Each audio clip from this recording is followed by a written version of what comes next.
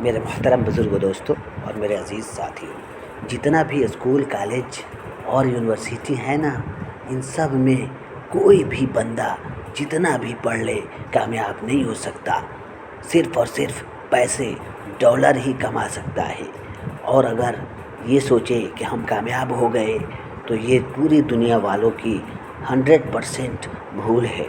معلوم ہے کیوں؟ کیونکہ یہ صرف اور صرف ضروریات زندگی ہے، کامیابی نہیں ہے۔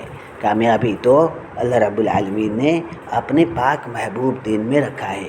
اگر کسی شخص کے پاس کچھ بھی نہ ہو، کچھ بھی نہیں ہے، تھوڑا بھی نہیں ہے، اور اللہ رب العزت کا پاک محبوب دین ہے اس کی زندگی میں، تو وہ شخص دونوں جہاں میں، یعنی دنیا و آخرت دونوں جہاں میں کامیاب ہے۔ اور اگر کوئی بھی شخص دنیاوی اعتبار سے کتنا بھی پڑھا لکھا ہو، کتنا بھی جانکار ہو، کتنا بھی ایجوکیٹڈ ہو، کتنا بھی سمجھدار ہو، اگر اسے اللہ کے پاک محبوب دین کی سمجھ نہ ہو، اگر اسے اللہ کے پاک محبوب دین کی سمجھ نہ ہو اور اس کے زندگی میں بھی اللہ کا پاک محبوب دین نہ ہو، تو دونوں جہاں یعنی دنیا و آخرت دونوں جہاں میں کامیاب نہیں ہو سکتا، بالکل بھی نہیں ہو سکتا۔ جی ہاں، معلوم ہے کیوں؟ کیونکہ اللہ تعالیٰ کو دنیاوی علم نہیں بلکہ دینی علم مطلوب ہے۔ اور اگر ہم دین پر محنت کریں گے تو دین وجود میں آئے گا۔ اگر ہم دین پر محنت کریں گے تو دین وجود میں آئے گا۔ ہم سب دیکھتے ہیں جس چیز پر ہم محنت کرتے ہیں وہ ہمارے زندگی میں وجود میں آتا ہے یا نہیں آتا ہے؟ اگلی پیڑھی کو بھی وہی چیز سمجھ میں آتی ہے یا نہیں آتی ہے؟ آتی ہے، بالکل ہی آتی ہے۔ جی ہاں، وہ تو اگر ہم دین پر محنت کریں گے تو دنیا وجود میں آئے گا۔ دین کیا ہوگا؟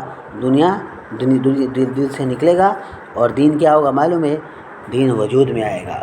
اللہ کا پاک محبوب دین ہمارے وجود میں آئے گا، ہماری زندگی میں آئے گا، اور ایمان تر و تازہ ہوگا۔ کیا ہوگا؟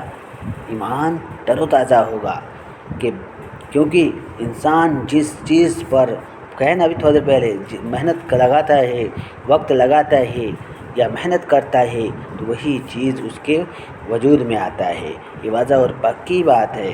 اس لیے اگر ہم فلاح یعنی کامیابی کو پہنچنا چاہتے ہیں، کامیاب ہونا چاہتے ہیں، سفل ہونا چاہتے ہیں، فلاح کو پہنچنا چاہتے ہیں، تو ہم اپنے ایمان کی فکر میں لگ جائیں۔ ہم اپنے ایمان کی فکر میں لگ جائیں، جو کہ اللہ کے خزانوں میں سے ایک قیمتی انمول جوہر ہے۔ قیمتی سرمایہ انمول جوہر ہے۔ جی ہاں، بہت قیمتی دولت ہے، اس سے بڑی کوئی دولت نہیں ہو سکتی۔